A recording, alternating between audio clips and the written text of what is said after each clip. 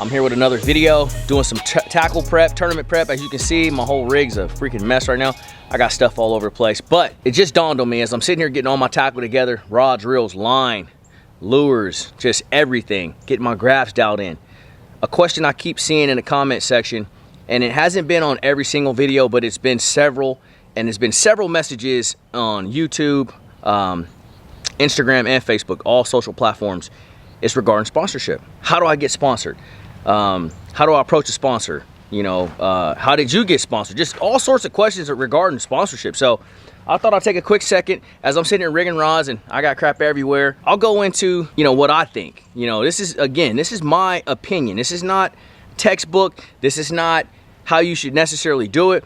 But I'll tell you guys my story, how I got into the sponsorship game, how I became sponsored, what I think you guys should do. Now I've been a sponsored professional angler now going on 9 years. I'll throw in some tips, what I think might be helpful, but hey, it's not gospel, but it's just my opinion. So about to jump into it. I appreciate you guys all following. Before we even jump into the video, please make sure you like, subscribe, drop me a comment. That's what keeps the channel going. That's what keeps me excited about doing these videos.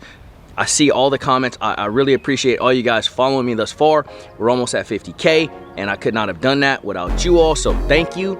And we're gonna talk about sponsors right now. Let's go. I'll jump right into the video, and I'll kind of tell you guys my story in regards to sponsorship and how I went about it. Again, this is not exactly how you need to do it, but this is how I did it. So much like all of you guys, you know, I don't know what to do. I'm totally confused. Who do I call? Who do I approach? I don't know. So the first thing that I'll say is what I did. I started out with companies that I actually believe in the product. I think that's really key because you're gonna fish well, you're gonna market well, you're gonna promote well, you're gonna do everything more passionate with a product that you absolutely believe in. And that's where I started. And so when it was time for me to actually get sponsored, because I needed it, it was a necessity now. When I transitioned from a weekend warrior kind of an angler to a professional angler, which was in 2013, I knew I needed some help. I needed some support out here. And the first company, one of the first companies that I reached out to was Bill Lewis. Obviously the makers of the rattle trap. That's a bait that I was very familiar with. At the time, that's all they had. Very familiar with that bait, very familiar with that company. It's an iconic brand. I felt like it would be a great fit, and I knew I could represent it with passion and 100% honesty. And that's kind of where I started. And naturally, I've been with Bill Lewis my whole career, and it's been a great relationship. So that's the first thing I'm gonna say. Start with a product you believe in. Don't just start sending emails and messages and to any company out there that you just meet some guy at a boat show or something like that. Don't do that. Start off with something that you believe in because you know you're gonna use it, and that's very key. A lot of people want to be a part of something, and so they'll promote anything. You don't want to be that guy. You want to promote what you absolutely believe in. So that's the first thing. All right, that's the first thing. Second thing that's highly important that just goes over most anglers' heads, okay? Because we're fishermen, right? We necessarily didn't go to school for marketing and all these other things, right? We're anglers. Something that just blows right by people is, what can I actually do for that company, right? It's not all me, you know, take. It's a give and take. It's a partnership. We call it sponsorships, but truly it's a partnership. It's two different entities coming together working for each other, okay? So what can you guys do, and girls, that's gonna add value to this company, this brand, whatever it is? That is so key, because it's easy to put your hand out and say, hey man, listen, you know, I'm a professional angler, or I'm a weekend angler, or I'm a guide, I'm a etc. Give me this. Well, that company is immediately assessing you, going, well, what can you do for us? And so that's so key. That's rarely talked about, but that's something that's pivotal in order to gaining sponsorship, and then even more so having a long-lasting relationship with any company. Really key. So that's the second thing.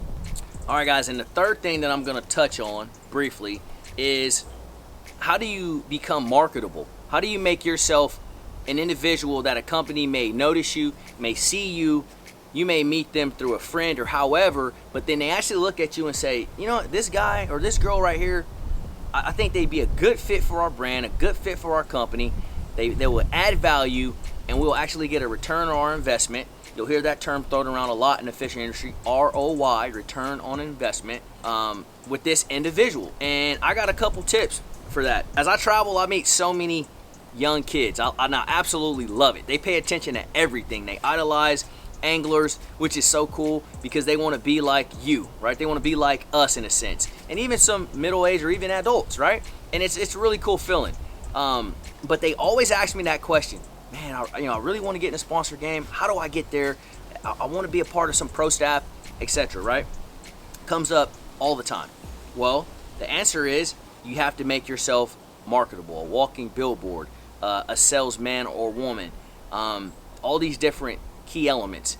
And something that I think is overlooked, my college anglers out there in particular, and then my high school and younger that are going to be eventually going to college, I think it's imperative to take a public speaking course, because these individuals that I meet just in my travels, a lot of them are very shy, soft-spoken. You know how it is. You get kind of put on the spot. You don't want to, you're not that person. And I get that. I was not that person either. But when I was in college, just haphazardly, I had to take public speaking, right? I didn't want to, but I had to take it. And I look back on that now that I'm moving along in my fishing career. That was a key course, man, that I actually utilized for life. Because when I get in front of a large crowd, whether I'm at the Red Crest or one of these big tournaments and there's 100 couple people out there or whatever, I'm not scared to speak. It just kind of goes. And I think a lot of that goes back into me taking public speaking when I was in college and just being able to, it removes that kind of that anxiety feel, the fear of people judging you while you're, in front of the camera, all these sorts of things. It kind of helps remove that to where you could be your natural self on camera and just let it flow. That's really key, because it shows if you're uncomfortable or if you're trying to sell something and it's becoming very salesy and you're pushy, or there's so many different things that are that's unbeknownst to you, but they're showing on camera because you're uncomfortable. And then it may come off totally like, oh, he's just selling that just because he's sponsored by it or whatever. And you don't want to be in that situation. Those are just a couple things that come to my mind right off the rip. I get this question, man, I'm telling you, I wish I could screenshot. I'm not going to put anybody on blast, but I have hundreds of these sorts of questions, from people of various age groups, and they just want to know. And so these are just a couple things that just come to mind as I'm sitting here. Like I said, I'm loading my boat with all my rods and reels right now. It's funny, I look at these baits and everything, and it's like all sponsored product, right? And it makes perfect sense. Like, how did you acquire all these deals? And so, again, I just wanted to take a quick moment to touch on these. This is not gospel. This is not, you necessarily need to do exactly this. This is just a couple tips that I want to throw out there, and how I got started and how I reached out to companies. And here I am now, 9 years later, still doing it. I have 14 partners. I'm very fortunate, I am. But again, public speaking was something that helped me out tremendously. I've always kind of been an outgoing person. And then social media, that's something I didn't touch on that I should. Social media is huge, huge, huge these days. Huge.